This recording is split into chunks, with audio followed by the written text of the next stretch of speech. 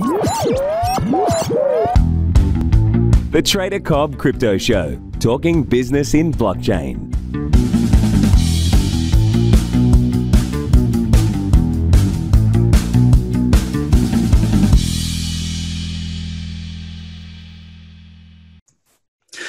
Hello there, ladies and gentlemen. I today have with me royalty. Well, not quite so royalty, but this guy, look, he's been around the boat. He knows what's going on. It's Jason Fang, managing partner of Sora Ventures, somebody who's been in this space for long enough to know what's up and what's down, and somebody who has also got his finger on the pulse as to what the future holds within this space. The man makes investments across this blockchain ecosystem. I'm really, really looking forward to hearing your thoughts on this. Jason, thank you so much for your time. I really do appreciate it. Thank you for having me. No, mate, look, absolutely. Look, I'm fascinated, as always, speaking with fund managers, VCs, all this type of stuff when it comes to our ecosystem, the blockchain ecosystem. We had a pre-chat prior to this interview and talking about, how passionate we both are about the development growth and this being the fourth revolution, essentially, after, the last one was the internet. Now, I've got a quick question. Before we get started into the in-depth stuff, do you want to just walk us through a little bit about what's brought you to where you are here as the managing partner of Sora Ventures?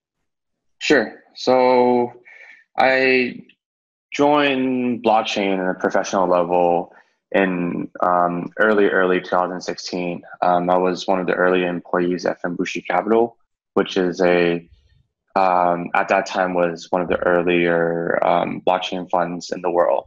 Yep. And they're based in Shanghai. Vitalik Buterin was actually one of the GPs. Oh, wow. And I had the privilege to be working at Fenbushi at the same time, help the Ethereum Foundation push it within China. We actually ended up helping them organize DEFCON 2. That was also in collaboration with the LPs of Fenbushi. And that was in sometime in, I think it was in October or September of 2016. 2017, mid-2017, I left the firm and joined a portfolio company that was very similar to a company called R3, which they mainly focus on what we call distributed ledger technology. The company is based in China. They're now called Playton. They were formerly known as Julian Financials, and it was highly funded by the LPs of Fenbushi Capital, which is Wanxiang Group. And the Wanxiang Group was basically the first kind of big conglomerate in China that really put into or dedicated a lot of time and effort and money. Took it seriously, right? Into blockchain. And I give a lot of credit to this group, or this company, that kind of made Ethereum or made blockchain the way it is today in China. And today they still play a very important role, and they're very, very closely linked to the Chinese government. So they invested about 23 million USD for Series A at Playton. And I was kind of their head of business development for the global markets. And at the time they had about 140 people. And they focus something on what we call MPC, which is multi-party computation. It's basically encryption, and DLT, which is basically blockchain. And I was there for about 4 months and helping them expand into more of the US market, and with a lot of partnerships and understanding from the use case, really diving deeper into understanding the technology and what the use case can actually be. After 4 months of that, I decided to start Sora Ventures. At that time, it was mostly, if you did any form of VC fund, it was mostly a company. Mostly the fund money from your friends or from your investors or from whoever you raised your fund, your money from, that would have been allocated into a limited company, or what we call a very non-legitimate entity that had very little protection for your investors. Yeah. And that was kind of like the space we were living in back then. And because opportunity cost is very high. And so it was rare to have anyone, have a real crypto fund, like a real fund dedicated to crypto. And we're probably the first ones in Asia. we're probably the first one to have like, fund admin, fund administrators, fund custodian, and fund auditors. And that was a pretty important part to starting Sora Ventures, because the goal was to aim for family office and basically traditional money. Where at the time, if you did a lot of fundraising, it would have been in no money. Yeah, it would have been people who've been in the industry for a long time, and understanding that the industry is going to move towards kind of like legitimizing, and there's going to be more players coming in. There's going to be a transition of old players moving out. We decided to do something that's more regulated. So that's what much do you call safer. Sora Ventures now then? Sorry to interrupt you. I didn't mean to. I thought you'd finished. But what would you call Sora Ventures? I mean, are you a blockchain VC? Do you invest outside of blockchain? We're still a blockchain VC. So we're still an institutional fund dedicated to blockchain equity and token investments. But a big part of that is actually incubation. So we work with existing companies that are more in the Series A, Series B, or Series C. And we help them basically do something called reverse ICO, which is they take we dive really deep into their product, understand what they're trying to do, and then we try to look at ways that cryptocurrency or digital asset can play a role in it. A lot of times it's less of selling a protocol. A lot of times it's actually more about making the next money. So, I mean, digital asset for me, it's really trying to really understand where else can money be played in. I mean, if you look at it, if USD, for example, it's only as effective as having it like the physical USD bill around you. If you try to use PayPal, you can only accept use USD if the buyer or the fees is insane. Exactly. Which means like if you're really looking at cryptocurrency, what that enables is it's basically what we call the PayPal 3.0, which is it's going to be a much more easier. It's going to be much more powerful than what we're seeing for banks. Much more powerful than what we're seeing in PayPal. Much more powerful than the physical dollar bill, or actually any form of fiat. And that's what we're trying to reinvent. But we understand that to go from like 0 to 1, to go from like 0 to maybe starting a new currency, that's highly backed by government. That's very like unrealistic, especially in this current time. But what you could do is start from a very simple use case and work from there. And a lot of times we work with basically large companies that already have some form of monopoly in their market. And the first one we did was with 17 Media. So basically, the chairman of 17 Media started a token called Mithro, and we helped them with a lot of listing and designing how the crypto will work.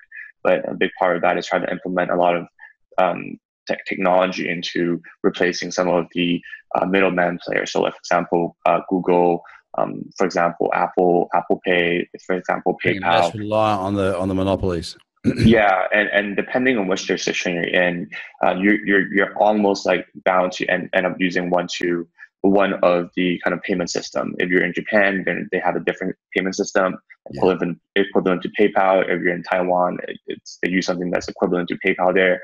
But in the US, you use PayPal. So there's a lot of opportunities for that. The idea here is, instead of going with different third parties to take in 5% or 10% of the commission, we am using digital asset, which is basically your own digital asset, and a lot of times that's less than 1%. And that's one of the best things about blockchain, right? It's you create the ecosystem. The difficult part is getting the, I guess, the use case on that. When it comes to B2B is all about saving costs. So if my business, like in my businesses, with what we do, we have to use certain payment gateways because we're crypto, and we can't go out and market like a normal business, because Google, Facebook, Twitter, all the big dogs, we can't go out and do cost per acquisition type stuff that we would normally do. It's a very different game. Now, we were shut out of Stripe at the very beginning of our inception of the company, and they held a substantial amount of money from us. Thankfully, it wasn't money that we needed at that time. But for 90 days, we were shut out. Now, they came back to us in groveling knees saying, we're sorry, we did the wrong thing, blah, blah, blah. But that could, I mean, if our business wasn't as strong as what it was, that could have effectively put us out of business. We can't, we're talking about we're in 2019. We are in the goddamn digital age, right? How can one business. And it wasn't Stripe that had the issues. Anyone who's listening from Stripe, you're good with me, right? We're cool. But it was the bank that was backing Stripe's payment facilities in Australia that effectively shut down our entire payment gateway, forcing us to use PayPal, and we take payment in crypto. That was fine. But the PayPal side of things, they sting you 4% in, 4% out. Now, we pay our staff through PayPal. We're getting an 8% hit from $1 in. On the way out, we're getting 92 cents.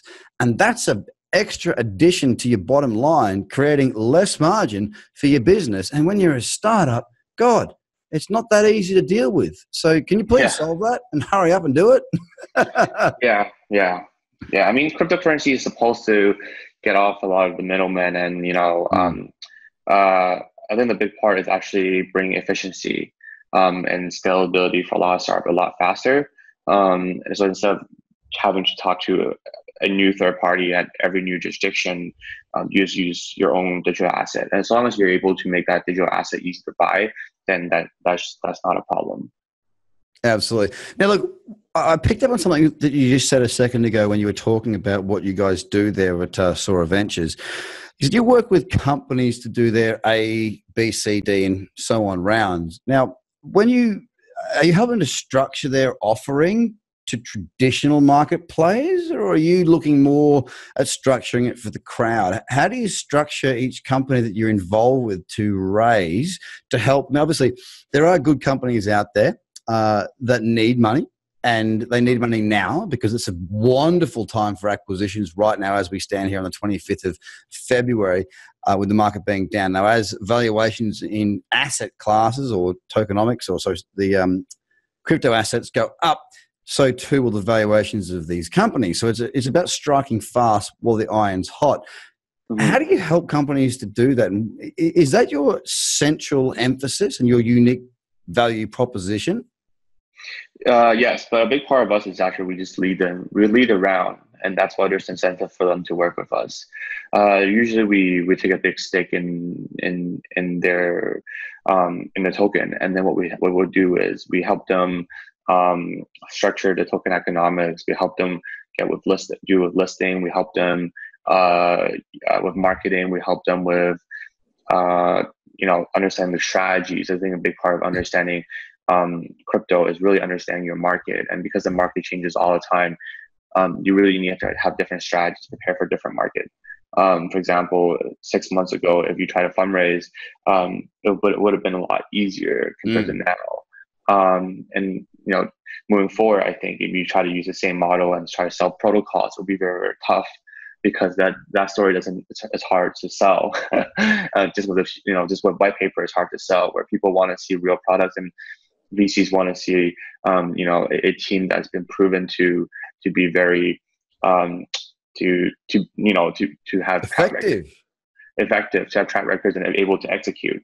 And realistically, you cannot.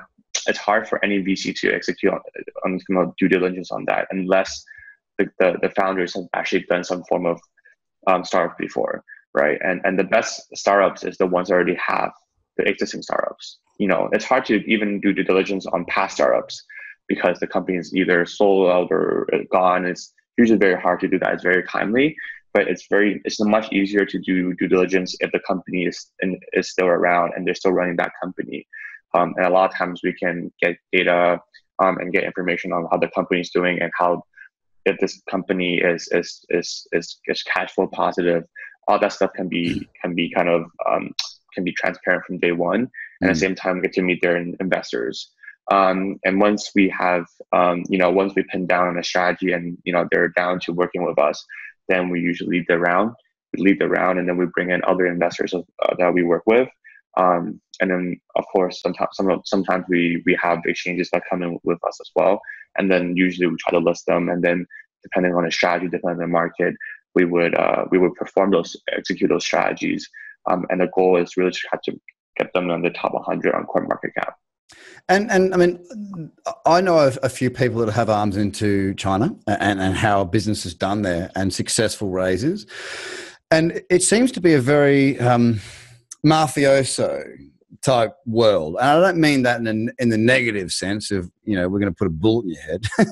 I mean that more in the sense of kind of like every ecosystem, I suppose. You know who you know. And there's the higher echelons that talk to the higher echelons, and you got to work your way into those higher echelons to really be taken seriously. And when you are taken seriously, well, you can create somewhat of a bidding war. And even if not, it's about Johnny knows Dave.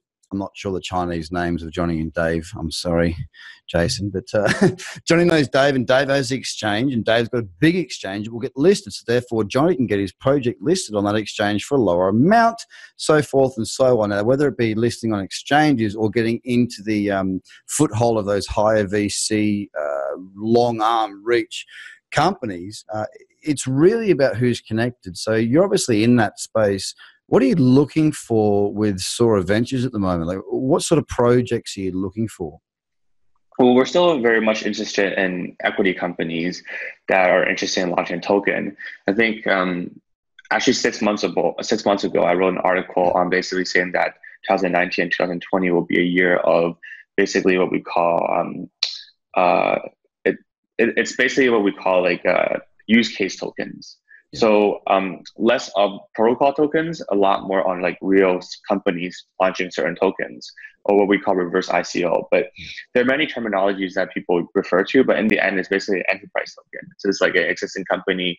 Let's say, for example, like BitTorrent, they recently did their ICO. But BitTorrent's like, it's an existing company. It's been around for a long time, and then they decide to launch their own token, right? So I think that the trend moving forward will be a lot more equity companies or a lot more existing companies, and they'll look into doing a token for many reasons. But the biggest reason I think would be for marketing, for fundraising, and for being able to target new markets.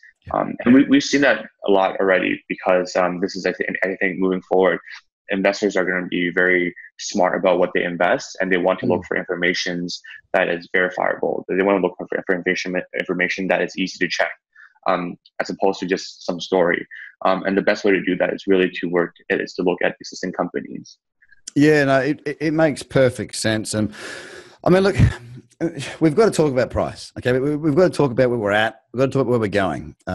It's a really important thing. All the people that are watching and listening to this, they want to know. You're in the VC landscape. Sora Ventures. You're out there buying companies. You're doing deals. You're working at a business level, which I think is incredibly important. And some of the points you've brought up and raised, I think, are also very important. No longer can a 9-10-year-old who's come out of university or still in university basically do an assignment and raise $30 million. And I think that's a fantastic thing for the market. I think the ICO boom of 2017 was a bit painful, a bit silly, and it hurt a lot of people. And of course, we've gone into a bear market to the age of 2009 to 18. And in 2019, I don't know what it's going to hold. I'm a trader. I read price action. I trade what I see, not what I think. Where are you positioned right now? You've got hands in many pies. I'm in a fortunate position where I get to speak to lots of very intelligent people. No one's talking about price. They're talking about development. They're talking about use case. They're talking about business. They're talking about revenue models. What do you think is going to be one of the catalysts to get us outside of this range where we go sideways, down, sideways, down? What's the market waiting for, in your opinion? Do you have an opinion on that? You don't need to, but I have to ask. Well, I think a lot of people are still waiting for regulation. I think a lot of people are still waiting for, there's three obvious kind of, there's two obvious signals that I think a lot of people were waiting for. One is the Bitcoin halving. The second one is the Bitcoin ETF. Yeah. But although there are obviously many arguments that says, like, honestly, even with the Bitcoin ETF or with the Bitcoin halving, like, the price wouldn't go up that much. I think these are at least some form of hope that at least people are starting to wait, are still waiting for. The third part, in my opinion, I think, is people are still waiting for large companies to do token offering. And although I think at this point a lot of people are exploring on blockchain, I think it's inevitable that any of these top 500 tech companies in the world will end up doing some form of token offering in the future. given that they have the proper way of doing it. And a lot of times it boils down to, having very concrete, safe security. For example, U.S. runs on case law, and until we see, maybe a sufficient amount of case law that actually protects companies that does token offering, then we'll probably see a lot more larger companies looking into doing that. I mean, the thing is, I think our space in the last 2 years have moved so fast that all the things that technology provided seem kind of sketchy, right? And ICO seemed like basically a quick way to make money, and a way to raise capital without giving equity away. Yeah, right, basically, right. So everything that in our space kind of did in the last 2 months, I think, last 2 years, I think, was obviously a lot of negativity more than positive stuff. But the technology itself is legitimate, and I think the point is, how can we actually turn some of these technology into something what we'll call a real use case, a disruptive use case? And I think that will boil down to having, number one, proper backing and proper compliance, depending on which jurisdiction you are, but in the jurisdiction you operate in. And the second part is having legitimate players to support that. So that's why we like to, work with companies that already are in kind of a Series B, Series D, or Series D, or pre-IPO, and potentially work with them, because these are kind of leaders in their own industry. And a lot of times it's always the industry leaders who kind of make the first move that will get other people to join. Absolutely. Well, look, we've had a very good chat. I could literally talk to you all night, but I can't. But Jason, it's been an absolute pleasure hearing your thoughts. We're doing hedge fund, or we're doing fund week this week, talking to many different fund managers and people in the space to get an oversight as to what you guys are really looking for that push the bickies around, essentially. I really appreciate your time. I would like you to finish on it. If you could just let us know where people can find more about what you do and how you do it. Yeah. So we have our own Medium. So I occasionally write Medium posts. The second part is, a big part is, I think, in the crypto space, it's LinkedIn. A lot of people just come and add me on LinkedIn and message me. So that's like by far the most direct way of doing this. Okay. So on LinkedIn, it's Jason Fang on LinkedIn, and check you out on Medium. Okay. Thanks a lot. Excellent. Well, mate, it's been an absolute pleasure. I really do appreciate your time. I know you're a busy man, and I really appreciate the time that you've taken to speak to myself and my audience. Ladies and gentlemen, it's Jason Fang, Managing Partner of Soro Ventures. Thank you so much for your time, mate. Thank you very much. Thank you. Ladies and gentlemen, thank you so much. Bye for now. The Trader Cobb Crypto Show, talking business in blockchain.